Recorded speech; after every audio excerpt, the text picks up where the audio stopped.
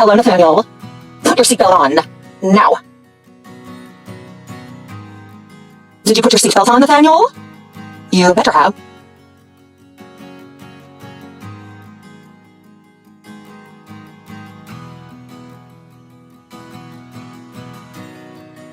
Did anything happen at school today, Nathaniel?